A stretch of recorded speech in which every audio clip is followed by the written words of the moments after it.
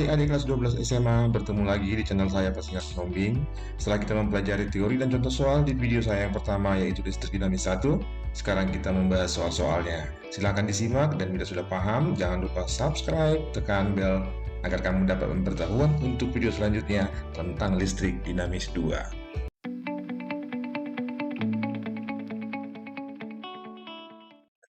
Soal latihan nomor 1. Sepotong kawat memiliki panjang 2,5 meter dan jari 0,65 mm mempunyai hambatan 2 ohm. Jika panjang dan jari-jarinya diubah menjadi 2 kali semula, maka hambatannya menjadi... Ya, data dari soal nomor 1 sudah saya tulis di sini. Panjang awal, jari-jari awal, dan hambatan awal. Kemudian dilakukan perubahan, panjang dan jari-jarinya diubah menjadi 2 kali semula. Pertanyaannya, hambatannya sekarang berapa? Ini adalah soal SBMPTN beberapa tahun yang lalu. Nah, kalau kamu menggunakan data yang di sebelah kiri untuk mengerjakannya, maka nanti butuh waktu 1,5 menit sampai dengan 2 menit untuk mengerjakan. Tapi kalau kamu menggunakan data yang di sebelah kanan dengan sistem perbandingan, bisa selesai dalam 50 detik. Dan begitulah ciri-ciri soal SBMPTN. Nah, untuk itu dari data yang ada di sini, kita perlu tahu dulu perbandingan luas penampang kawat sebelum dan sesudah diubah. Luas penampangnya berbentuk lingkaran, berarti luas lingkaran adalah VR kuadrat. Sekarang kita coba menghitung perbandingan luas penampangnya.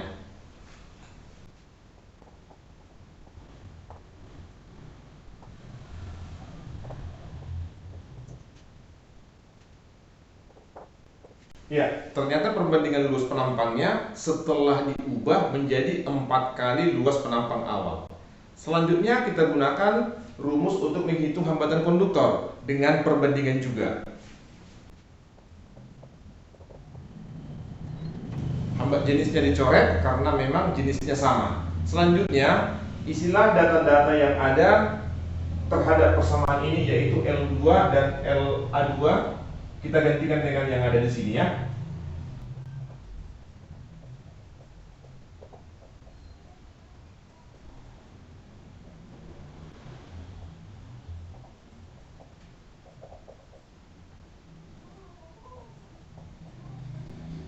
Ya, begitulah mengerjakan dengan cara perbandingan. Paham ya? Selanjutnya kita kerjakan soal nomor 2.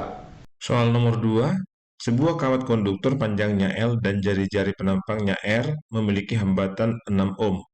Jika penampang kawat dilubangi dengan jari-jari setengah R sepanjang kawat, maka hambatannya menjadi... Ya, untuk data soal nomor 2 sudah ada di sini. Sebuah kawat panjangnya L, jari-jarinya R, mempunyai hambatan 6 ohm. Yang kedua, kawat itu diberi lubang dengan jari-jari setengah R sepanjang kawat tersebut. Pertanyaannya, hambatannya sekarang jadi berapa?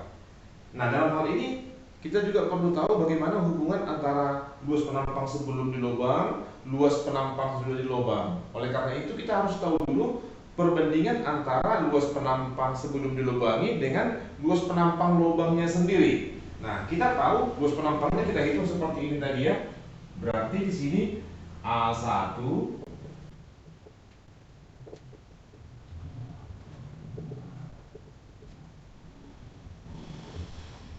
iya, luas penampang lubang seperempat dari penampang 1.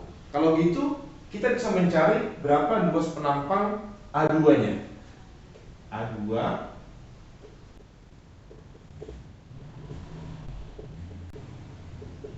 ternyata luas penampang 2-nya 3/4 A1.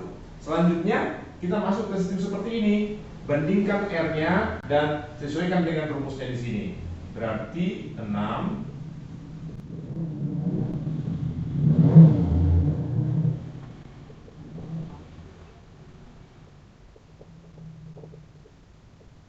gunakan perkalian dekat kali dekat, jauh kali jauh, sehingga diperoleh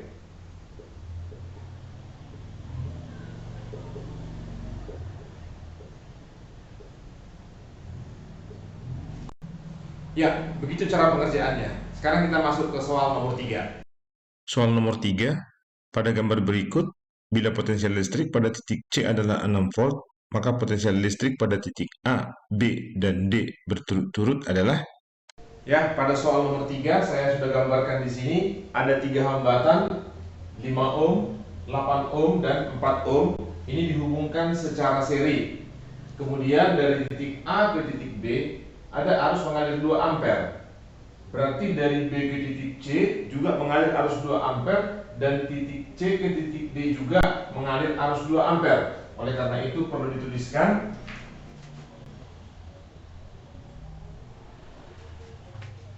Nah, diketahui potensial di titik C adalah 6 volt. Pertanyaannya, berapa potensial di titik A, berapa potensial di titik B, berapa potensial di titik D? Dari arah arus kita lihat, arus mengalir dari potensial tinggi ke potensial rendah. Sehingga potensial A lebih tinggi dari B, dan potensial B lebih tinggi dari C, dan potensial C lebih tinggi dari D. Nah, untuk mengetahui atau mencari berapa potensialnya di tiap-tiap titik ini, kita menggunakan rumus kuat arus yang sudah kita pelajari, yaitu I sama dengan delta V per R. Maka perlu kita ketahui berapa delta V antara titik C dan titik D, dengan catatan potensial di C selalu lebih tinggi dari potensial di D. Oleh karena itu bisa kita tuliskan begini.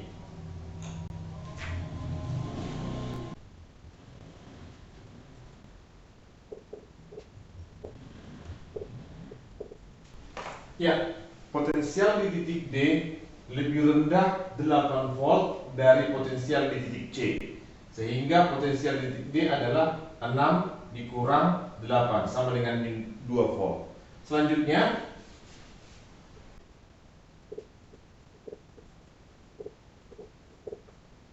nah, dalam hal ini beda potensial antara B dengan C adalah 16 volt dan potensial D lebih tinggi dari C. Sehingga potensial B sama dengan 6 ditambah 16 sama dengan 22 volt. Begitu juga untuk titik A.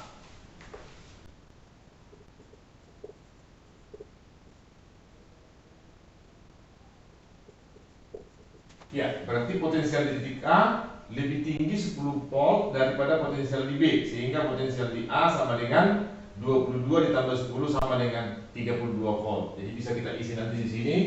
Di sini 32 volt.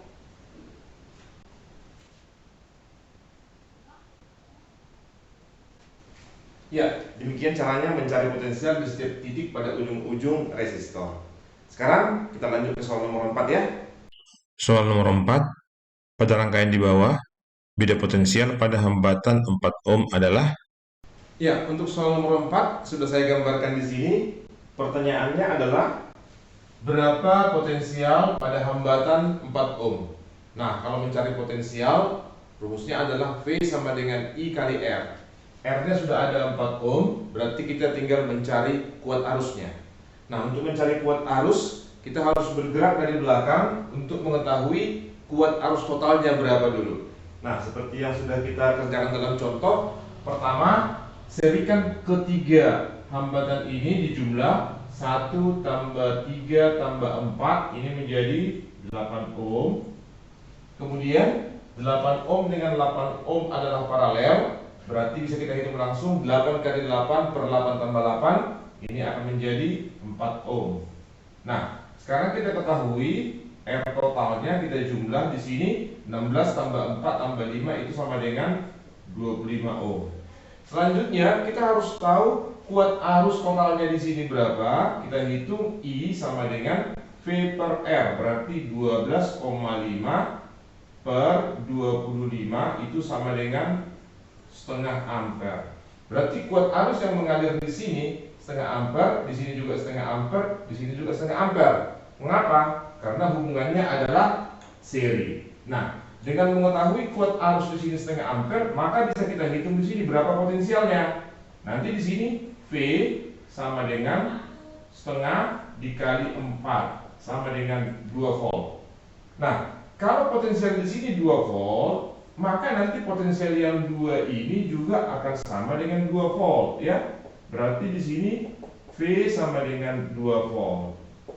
Nah, kalau potensialnya di sini 2 volt, maka bisa kita hitung di sini berapa kuat arus. Kuat arus di sini nanti I sama dengan V per R, 2 per 8 sama dengan 1/4 ampere ya.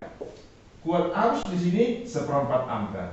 Yang 1/4 ampere ini pada 8 ohm, sedangkan yang 8 ohm ini berasal dari 3 hambatan yang kita serikan. Kalau begitu, untuk kasus di sini nanti kuat arusnya yang mengalir I sama dengan 1/4 ampere. Sehingga berapa V di sini?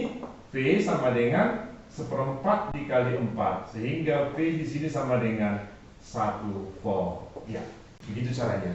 Gampang kan? Baik, cukup sampai di situ dulu. Lain kali kita sambung.